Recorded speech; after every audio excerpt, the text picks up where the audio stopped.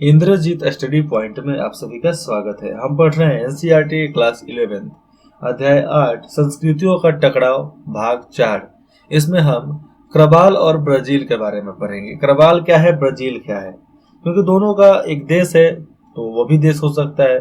देखते हैं कि वो कौन सा देश था। तो ब्राजील पर पुर्तगालियों का कब्जा तो इस बात से हो चुका था, मतलब इसी तरह हो चुका था, अनजाने से अचानक से हो चुका था। सन 1500 में पुर्तगाल निवासी जो थे पेड्रो पेड्रो अल्वारिस कैब्राल, मतलब किसी का नाम था पेड्रो अल्वारिस कैब्राल, जहाजों का एक शानदार जुलूस लेकर भारत के लिए रवाना हुआ। किसके लिए? भारत आने के लिए रवाना हुआ। तूफानी समुद्रों से बचने के लिए, जब समुद्र में तूफानी यात्रा करते समय तूफानी जंग लड़ना पड़ता है ना, तो उस समुद्र में तूफान से बचने के लिए उसने पश्चिमी अफ्रीका का एक बड़ा चक्कर लगाया और यह देखा कि वह उस प्रदेश के समुद्र तट पर पहुंच गया है जिसे वर्तमान में ब्राजील कहा गया है। तो भारत के जगह पर ब्राजील पहुंच गया। दक्षिणी अमेरिका का यह पूर्वी भाग उस क्षेत्र में आता है जिसे पोप ने पुर्तगाल को सौंप रखा था। इसलिए वे अविवादित रूप से, बिना किसी विवाद का, अविवादित रूप से इसे अपना इलाका मानते थे। पुर्तगालवासी ब्राजील की बजाय पश्चिमी भारत के साथ अपना व्यापार बढ़ाने के लिए अधिक उत्सुक थे। इसलिए ब्राजील में सोना मिलने की कोई संभावना नहीं थी। सोना मिलने की संभावना ब्राजील में थी ही नहीं, लेकिन वहां पर प्राकृतिक संसाधन बहुत था जिसका उन्होंने भरपूर लाभ उठाया था। क्या उठाया था? भरपूर लाभ उठाया था। और यह संपदा थी। क्या थी? यह संपदा थी वहां के लिए। और टिम्बर यानी इमारती लकड़ी, तो वहां जहां पर कुछ नहीं मिलते वहां पर भी बहुत कुछ मिलते हैं। तो इमारती लकड़ी उन लोगों को बहुत पसंद आई। तो ब्राजील वुड वृक्ष, जिसके नाम पर यूरोप वासियों ने इस प्रदेश का नामकरण किया था, उससे एक सुंदर लाल रंजक मिला था। मतलब एक क्या पेड़ मिला जिसमें लाल लाल तनाएं होती थी उसकी।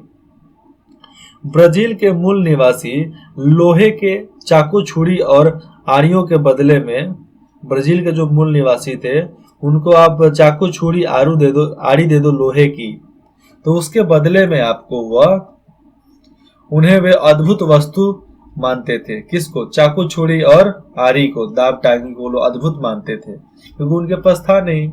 इन पेड़ों को काटने और उनके लट्ठे बनाकर जहाजों पर ले जाने के लिए तुरंत तैयार हो गए। तुम मेरे को दे, हम तेरे को देते हैं ना। एक हाशिए चाकू और कंघे के बदले में, एक हाशिए देखा जाए तो चाकू और कंघे के बदले में ढेरों मुर्गियां, बंदर, तोते, शहद, मोम, सूती धागा, अन्य चीजें जो भी इन गरीब लोगों के पास थी देने को तैयार थे। चाकू छुरी और आड़ी दे दो बस, बाकी सब ले जाओ। तुम फ्रांसीसी और पुर्तगाल लोग इस लकड़ी की तलाश में इतनी दूर से यहाँ क्यों आते हो? पूछा जा रहा है कि तुम फ्रांसीसी और पुर्तगाली लोग लकड़ी की तलाश में इतनी दूर क्यों आते हो? क्या तुम्हारे देश में लकड़ी नहीं है क्या? यहाँ पर लिखता है, एक मूल निवासी ने फ्रांसीसी पादरी से पूछा है। चर्च के अंत में उसने कहा कि मुझे लगता है कि तुम बिल्कुल बावले हो। चर्च का जो फादर था, पादरी, उसने बोला कि तुम बिल्कुल बावले हो, तुम लंबा समुद्र पार करते। अच्छा, मतलब ये लोग बोले इधर के मूल निवासी कि तुम बिल्कुल बावले हो, तुम लंबा समुद्र यात्रा पार करके घोर परेशानियां झेलकर, बहुत ज्यादा परेशानियों को झेलते हो और यहाँ आते हो और इतना कठिन परिश्रम करते हो। किस लिए? अपने बच्चों के लिए धन इकट्ठा करने के लिए ही ना। अपने बच्चों के लिए धन इकट्ठा करने के लिए ना। क्या जिस भूमि ने तुम्हें पाला पोसा, जिस भी भूमि पर तुम पैदा हुए, पले पोसे और बड़ा किए गए, वह तुम्हारे बच्चों का पेट भरने के लिए पर्याप्त नहीं है क्या? हमारे भी माता पिता और बच्चे हैं जिन्हें हम बहुत प्यार करते हैं, लेकिन हमें यह पक्का विश्वास है कि जिस भूमि ने हमें पाल पोस कर बड़ा किया है, जिस भूमि पर हम लोग जन्म लिए, पले और बड़े भी हुए, वहां उनकी भी भरण पोषण कर देगा, चाहे उनकी आने वाली संतान की भी भरण पोषण करेगा। इसलिए हम लोग आगे की चिंता किए बिना आराम से जिंदगी यहाँ पर जीते हैं। आगे की चिंता नहीं करते हम लोग, यहाँ पर जिंदगी जीते हैं, वह भी आराम से, ठाट बाट से। इमारती लकड़ी के इस व्यापार के वजह से पुर्तगाली और फ्रांसीसी व्यापारियों के बीच में भयंकर लड़ाइयाँ हो गई। अब देखो, व्यापार के लिए भी लड़ाइयाँ हो गई। इनमें अंततः देखा जाए तो पुर्तगालियों की जीत हुई, क्योंकि वह स्वयं तटीय क्षेत्र में बसना और उपनिवेश शासन करना चाहता था व्यापार के साथ कंपनी लगाकर भी। 1534 में पुर्तगाल के राजा ने ब्राजील के तट को 14 आनुवंशिक कप्तानियों में बांट दिया। पुर्तगालों के राजा जो हुआ करते थे, ब्राजील को 14 अनुवांशिक कप्तान के हाथों में दे दिया। 14 कप्तान में उन सभी जमीनों को बांट दिया और उनके मालिकाना हक उन पुर्तगालियों को सौंप दिया। तो भैया, तुम्हारा ही मालिकाना हक इस पर है, जो वहां अस्थायी रूप से रहना चाहते थे, और उन्हें स्थानीय लोगों को गुलाम बनाने का अधिकार भी दे दिया गया था। बहुत से पुर्तगाली जो होते थे बासिंदे भूतपूर्व सैनिक थे, जिन्होंने भारत के गोवा क्षेत्रों में लड़ाइयां लड़ी थी, और स्थानीय लोगों के प्रति उनका व्यवहार अंततः क्रूर था। व्यवहार उनका अंततः देखा जाए तो बहुत ज्यादा टेढ़ा था, बहुत ज्यादा उल्टा था। एक कहानी सुनाते हैं। एक कोई लड़का था, कोई आदमी था, जो गलती से किसी टापू पर फंस गया था। वो ऐसा टापू था कि उसके पूर्वी दिशा पर बहुत बढ़िया आइलैंड था, मतलब वहां पर हजारों लोग रहते थे टूरिस्ट प्लेस के रूप में, मतलब वहां पर पर्यटक स्थल था। लेकिन उसको पता नहीं था, गाना भी बजते थे तो सुनाता नहीं था, बहुत दूर होगा शायद। वो इस किनारे पर था और उस किनारे पर पूरा होटल बने हुए थे, क्या क्या बना हुआ था। लेकिन एक दिन एक शेर किसी जानवर को मारने के लिए दौड़ा ना, दौड़ते दौड़ते जब उस पार गया तो देखा कि वो तेरी के, इतना बड़ा शहर तो इधर हिले, हम 40 साल से यहाँ पर पागल के जैसे बैठे हुए हैं। तो दिमाग लगाना चाहिए, जिस जगह पर फंस जाओ उस जगह को पूरे अच्छे तरीके से घूमो। उस जगह को घूमोगे तो तुम्हें और अच्छा लगेगा। घूमना चाहिए, शायद रास्ता मिल जाए घूमते घूमते। 1540 के दशक में पुर्तगालियों ने बड़े बड़े बागानों में गन्ना उगाना और चीनी बनाने के लिए मिलें लगाना शुरू कर दिया। गन्ना उगाएं, चीनी बनाएं, मिल चालू। यह चीनी यूरोप के बाजारों में बेची जाती थी। बहुत ही गर्म और नम जलवायु। यहाँ पर देखो, गन्ना उगाने के लिए गर्म जलवायु भी चाहिए, मतलब गर्मी का मौसम में चाहिए, तो नमी के लिए थोड़ा नीचे पानी भी चाहिए ना जी। तो नम जलवायु में चीनी की मिलों में काम करने के लिए वे स्थानीय लोगों पर निर्भर रहते थे, क्योंकि चीनी का प्रोडक्शन जो होता है, चीनी बनाने की प्रक्रिया अभी से ही शुरू होगा। ये फरवरी मार्च से चालू होगा, आपको करीबन गर्मी तक चलेगा, अगस्त तक चलेगा। तो ये सब मौसम होते हैं जहाँ पर चीनी बनाया जा सकता है, क्योंकि बनाने के साथ सुखाना भी है, बनाना भी है, उसको काट उठ कर पैक करके रखना भी है, बाजार में सेल भी करना है, इसलिए सब सावधानी बरती जाती है। जब उन लोगों ने इस थकाने वाले निसर काम को करने से इनकार कर दिया, मतलब इस काम को कठिन काम को करने से मना कर दिया, तो मिल मालिकों ने उनका अपहरण करवाकर उन्हें गुलाम बनाना शुरू कर दिया। गुलाम बनाकर काम करवाते थे। तब आगे होता है कि तब स्थानीय लोग इन गुलाम बनाने वाले मिल मालिकों से बचने के लिए गांव छोड़कर जंगलों की ओर भागने लगे थे, और ज्यों-ज्यों समय बीतता गया, तटीय क्षेत्रों में मुश्किल से ही कोई इक्का दुक्का ही स्थानीय लोगों का गांव बच गया था। लेकिन उनके बदले में यूरोपीय लोगों के सुनियोजित कस्बे बस गए थे। मिल मालिकों को गुलाम बनाने के लिए मजदूर मजबूर होकर एक दूसरे स्रोत यानी पश्चिमी अफ्रीका की ओर मुड़ना पड़ा। वहां से वो लोग गुलाम बुलाते थे, वहां से वो लोग गुलाम को खरीद खरीद कर लाते थे।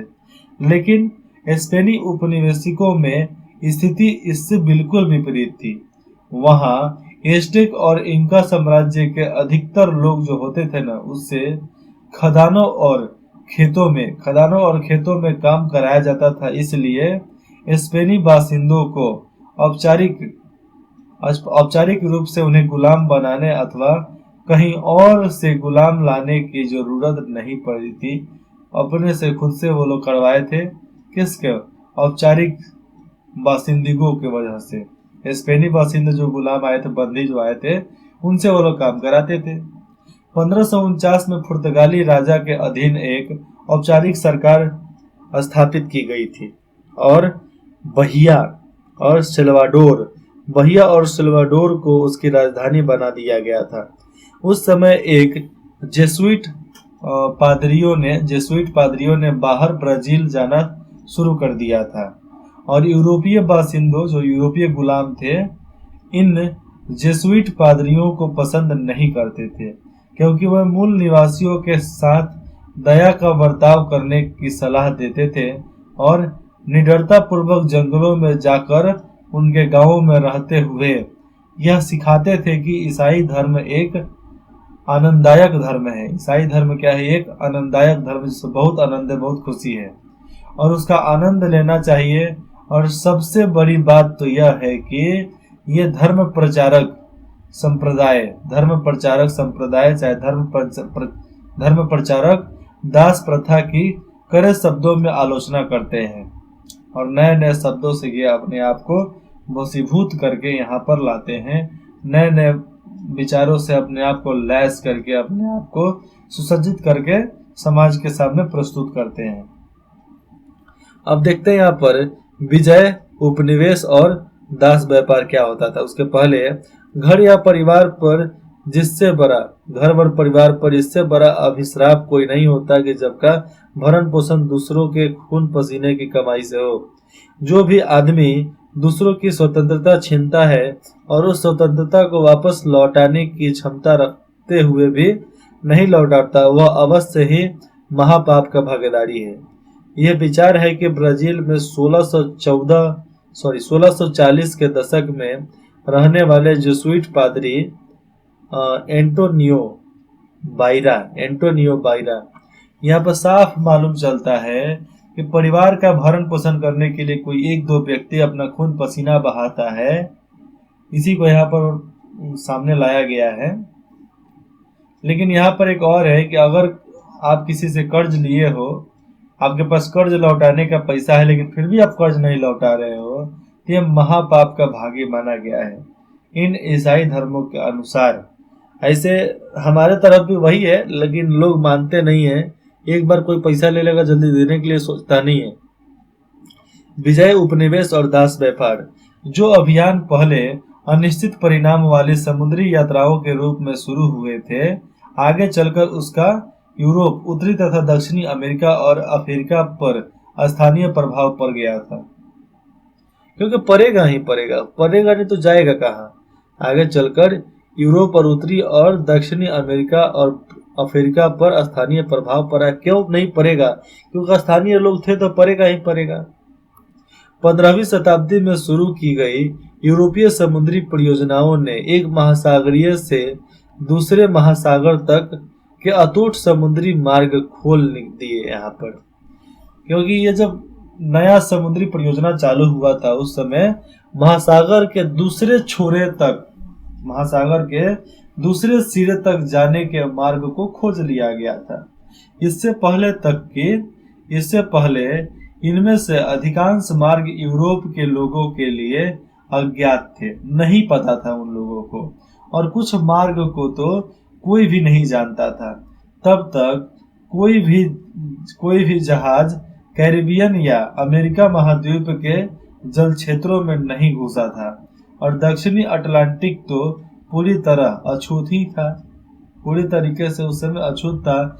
किसी भी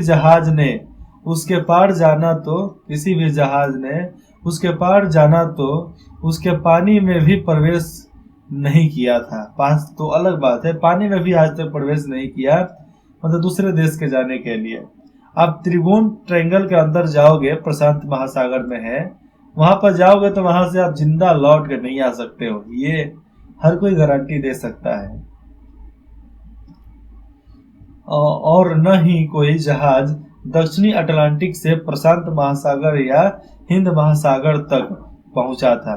कोई भी जहाज अटलांटिक से चलते हुए प्रशांत महासागर के रास्ते से महासागर पार कर हिंद महासागर तक कोई नहीं पहुंचा था, क्योंकि पहुंचने के लिए बर्फीला इलाका पार करना पड़ेगा। बर्फीला इलाका नहीं पार करोगे तो तुम आओगे नहीं। अब बर्फीला इलाका कब पार करोगे? जिंदा रहोगे तो पार करोगे ना। 15वीं शताब्दी के अंतिम और 16वीं शताब्दी के प्रारंभिक दशकों में ये सभी सहायक कार्य सफलतापूर्वक संपन्न किए गए थे। सफलतापूर्वक इनको संपन्न किया गया था, पूरा किया गया था। प्रारंभिक समुद्री यात्राओं के बारे में देखें तो उसके अलावा अन्य यूरोप वासियों के लिए भी अमेरिका की खोज के दीर्घकालीन परिणाम निकले थे। सोने चांदी की बाढ़ ने अंतर्राष्ट्रीय व्यापार और औद्योगिकरण का और अधिक विस्तार किया था। यहाँ पर 1560 से लेकर 1600 तक सैकड़ों जहाज हर वर्ष दक्षिणी अमेरिका के खानों से चांदी स्पेन ले आते थे, चांदी को स्पेन ले आते थे। लेकिन मजेदार बात तो यह हुई कि इसका लाभ स्पेन और पुर्तगाल को उतना नहीं मिला, क्योंकि उन्होंने अपने भारी भरकम मुनाफों को आगे व्यापार या अपने व्यापारी जहाजों के बेड़े का विस्तार करने में लगा दिया था।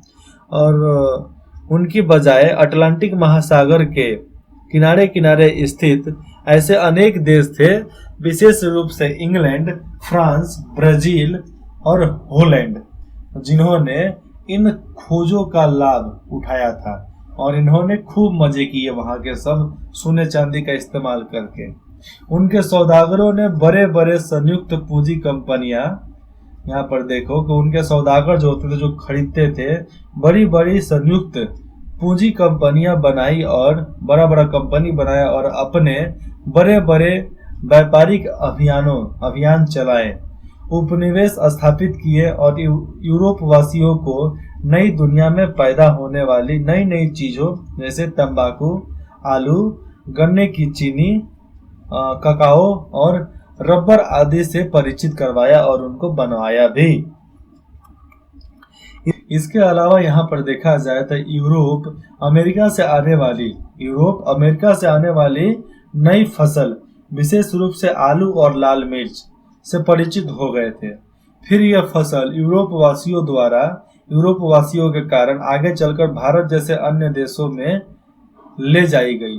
तो लाल मिर्च कौन सा? हरा मिर्च और आलू, ये अमेरिका से यूरोप वासी लेकर आए थे भारत।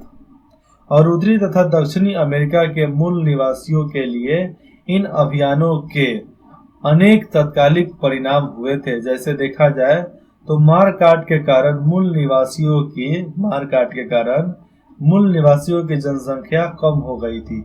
और बीमारी तो एक अलग सा था ना, उनकी जीवन शैली का विनाश हो गया था और उन्हें गुलाम बनाकर खानों बगानों व कारखानों में उनसे काम लिया जाने लगा था। ये बहुत कष्ट वाली बात होती है, दुखद वाली बात हो जाती है। अनुमानित आंकड़ों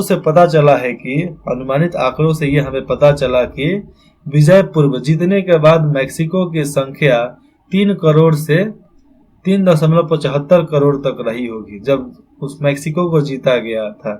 ठीक है, एडियन क्षेत्र की भी यही स्थिति थी, जबकि मध्य अमेरिका में 1 करोड़ से 1.3 करोड़ के बीच थी। और यूरोपीय लोगों के आने से पहले यहाँ केवल 35 लाख रह गए थे। मतलब समझो कि पूरी जनसंख्या खत्म हो गई, 3 करोड़ से 2.5 करोड़ खत्म हो गया, बचा कितना? 35 लाख। 35 लाख में क्या बचा? ये तो इतना हिले था। तो 3 करोड़ करीबन 30 लाख जनसंख्या खत्म हो गया। समझो कि दफनाए कहाँ होंगे इतने लोगों को। इस जनजाति के लिए लड़ाइयाँ, ये जो जनजाति था, कौन जनजाति था? यहाँ पर तो कोई जनजाति का नाम नहीं दे रहा है, केवल मैक्सिको का नाम दिया जा रहा है। तो मैक्सिको के लोगों को बहुत कष्ट हुआ था। अमेरिका में दो बड़ी सभ्यताओं एज़टेक और इंका के अचानक नष्ट हो जाने से यह उजागर होता है कि आपस में लड़ने वाली ये दो संस्कृतियां एक दूसरे से बहुत भिन्न थी, बहुत अलग थी। और एज़टेक और इंका दोनों ही साम्राज्यों के मामले में युद्ध कला के स्वरूपों ने स्थानीय लोगों को मनोवैज्ञानिक और भौतिक रूप से भयभीत करने में अपनी निर्णायक भूमिका अदा की थी, क्योंकि लड़ाई इतना ज्यादा हुआ था ये, और कितने लोग मारे गए थे। तो जब करोड़ों लोग मरेंगे तो भैया दर्द तो होगा ही, दिक्कत तो होगा ही। और इस संघर्ष से नैतिक मूल्य के बुनियादी अंतरों का भी यहाँ पर पता चलता है। स्थानीय लोगों के लिए सोने के प्रति स्पेनियों की लुतुपता को समझ पाना संभव है। मतलब अब स्पेनियों के हाव भाव और उनके क्या थोड़ा लार टपकता है ना, तो उस तरह तो नहीं है यहाँ पर, लेकिन यहाँ पर लालच तो है। तो ये सब समझ पाना असंभव था। किसी का चेहरा देखकर ये बता सकते हो कि कौन कैसा है, लेकिन लालच नहीं बता सकते कि इसकी लालच कितनी हो सकती है। ऊपर देखो लिखा है ब्लू कलर के बॉक्स में कि 1550, तो 1550 के दशक में खानों का काम चालू हो जाने के बाद सन्यासी डोमिनिगो डी सेंटो टॉम्स ने इंडीज की परिभाषा में कहा था कि पोटोसी, तो पोटोसी नरक का मुख है। क्या है? नरक का मुख है, जो हर साल हजारों की संख्या में इंडियन लोगों को निगल जाता है। और वहां के लालची और बेरहम खान मालिक जो था, उनके साथ लवारिस जानवरों जैसा बर्ताव हुआ था। राजा को लवारिस जानवरों जैसा बर्ताव करके उनको राज्य महल से निकाल दिया गया था, और राजा के सीट पर, राजा के जगह पर ये लोग स्थापित हो गए थे जो उसको जीते थे, पुर्तगाली और स्पेनियो यूरोपवासी। इन मुठभेड़ के बर्ताव में देखा जाए तो एक स्पष्ट प्रमाण यही है कि हारे हुए लोगों को गुलाम बना लिया जाता था। जो हारता था उसको गुलाम बना लिया जाता था। वैसे गुलाम बनाने की प्रक्रिया जो थी नई बात नहीं थी, परंतु दक्षिणी अमेरिका का अनुभव जो था इस दृष्टि से नया था। और इसके साथ साथ वहां उत्पादन की पूंजीवादी प्रणाली का प्रादुर्भाव हो गया था, और काम की परिस्थितियां भयावह थी। काम की परिस्थिति कैसा था? भयावह थी। लेकिन स्पेनी मालिकों का मानना था कि उनके आर्थिक लाभों के लिए इस प्रकार का शोषण अत्यंत आवश्यक है। इस प्रकार का शोषण एक अत्यंत आवश्यक है। 1601 में स्पेन के फिलिप द्वितीय ने सार्वजनिक रूप से बेगार की प्रथा पर रोक लगा दी। बेगार मतलब ये गुलाम की प्रथा, चाहे बंधुआ मजदूरों की प्रथा जो थी उसको रोक लगा दी। लेकिन उसने एक गुप्त आदेश के द्वारा इसे लागू भी रखा था, चालू करने की व्यवस्था भी की थी। किंतु 1609 में एक कानून बनाया गया जिसके अंतर्गत ईसाई और गैर ईसाई सभी प्रकार के स्थानीय लोगों को पूरी स्वतंत्रता दे दी गई थी। और इसके औपनिवेशिक यानी यूरोप से आकर यहाँ बसे लोग नाराज हो गए थे। और यहाँ पर आगे देखो, क्योंकि बाहर के लोग आएंगे तो उस देश के लोगों को तो नाराजगी तो होना ही है। 2 साल के भीतर ही उन्होंने राजा को यह कानून हटाने और गुलाम बनाने की प्रथा को चालू रखने के लिए मजबूर कर दिया गया था कि बेगार के प्रथा को फिर से अब चालू करो और रखो हम लोगों को, क्योंकि हमसे अब कमाया खर्चाया नहीं जाता है, खाना पीना खिलेवे करते हो, काम चल जाता है। अफ्रीका के नक्शे पर वे जगह जहां से दास पकड़कर ले जाया जाता था, समझो ये कहां से दास पकड़कर लेकर जाते थे। हरा वाला मतलब वहां से दास को पकड़कर उठाकर ले जाएंगे। अब नई नई आर्थिक गतिविधियां सामने आने लगी थी, जोरों से शुरू हो गई थी, बहुत तेजी से शुरू हो गई थी। और जंगलों का सफाया करके प्राप्त की गई जो भूमि मिलती थी हमें, भूमि पर पशुपालन किया जाने लगा था। और 1700 में सोने की खोज के बाद, जब सोना का खोज हो गया, उसके बाद खानों का काम जारों से चल पड़ा। इससे जोरों से चल पड़ा, जारों से नहीं, जोरों से चल पड़ा। और इन सभी कामों के लिए सस्ते श्रम की मांग बनी रही है। वो जो सस्ता सामान का मांग जो रहता है हमेशा के लिए बना रहा। यह स्पष्ट बात है कि स्थानीय लोग जो थे गुलाम बनने का विरोध करेंगे, गुलाम बनने का विरोध वो लोग करेंगे। अब यही विकल्प बचा था उनके पास कि गुलाम अफ्रीका से मंगवाए जाए। और 1550 के दशक में 1880 के दशक तक, 1550 के दशक से लेकर 1880 के दशक तक, जब ब्राजील में दास प्रथा का अमूमन कर दिया गया, खात्मा कर दिया गया था। तो 1550 में हुआ, लेकिन फिर से लागू हुआ था, लेकिन 1880 में खत्म कर दिया गया।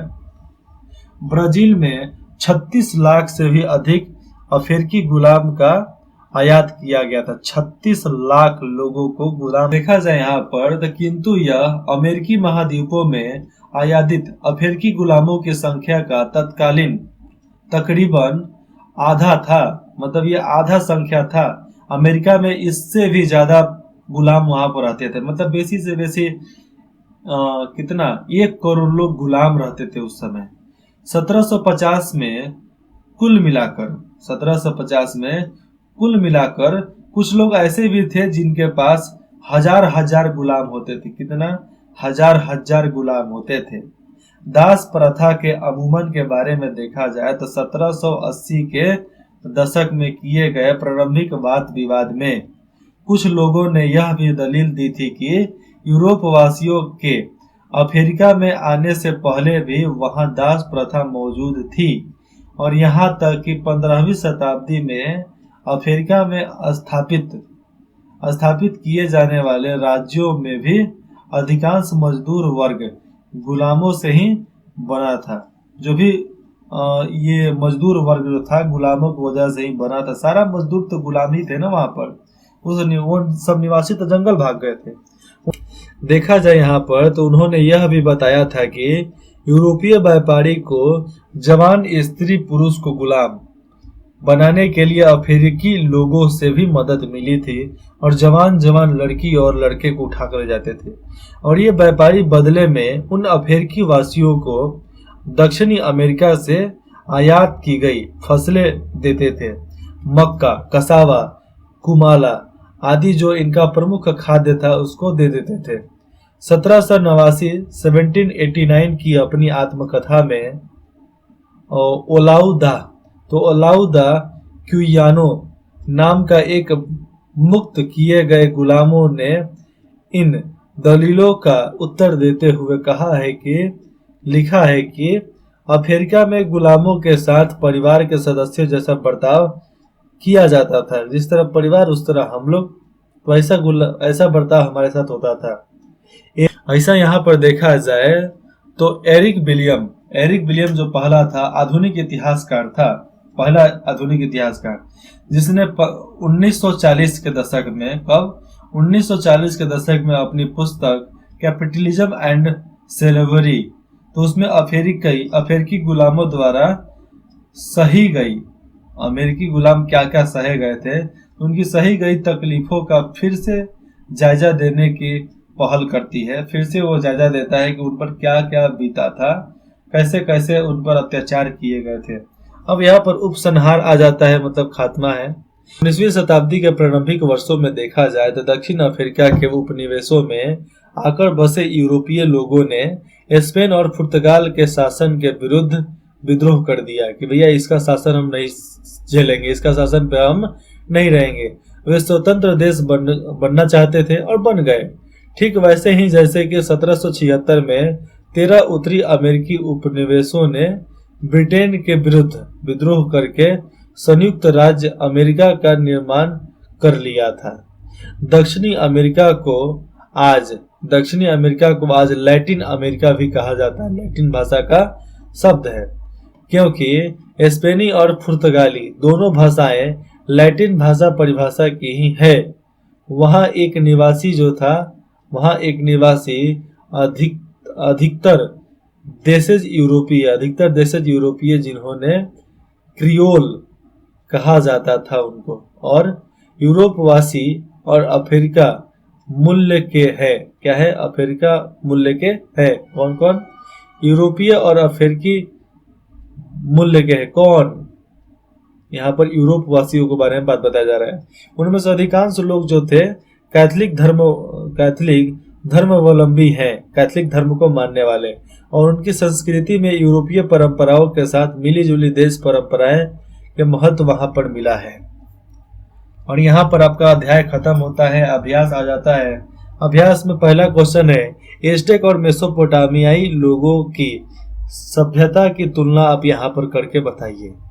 हो जाएगा आसानी से, क्योंकि सभ्यता की तुलना ही तो करना है मेसोपोटामिया का और एज़टेक का। संक्षेप में निबंध के रूप में लिखना है। गुलाम के रूप में पकड़कर ब्राजील ले जाए गए 17 वर्षीय अफ्रीकी लड़के की यात्रा का वर्णन यहाँ पर दिया गया है, जो आप इसको आसानी से लिख सकते हो। इस बुक में तो नहीं है, एक बच्चे का नहीं है, लेकिन उससे थोड़ा सा ज्यादा का है, लेकिन 17 वर्ष का ही होगा। ऐसे कोलंबस ने बहुत शुरुआती दौर में ही अपना सारा बेड़ा चालू कर दिया था, ये शायद कोलंबस की बात हो रही होगी। अगला अध्याय हमारा है, अगला अध्याय पढ़ेंगे औद्योगिक क्रांति। क्या पढ़ेंगे? औद्योगिक क्रांति। अभी आप 12 का समरी भी यहाँ पर देखोगे, 12 का किताब भी आपको देखने के लिए मिलेगा आपको जस्ट इसके बाद। आपको कुछ भी डाउट है बेझिझक हमें कमेंट करके बता सकते हैं, आपके कमेंट का हमें इंतजार रहेगा। इंद्रजीत स्टडी पॉइंट में जुड़ने के लिए आप सभी का बहुत बहुत धन्यवाद।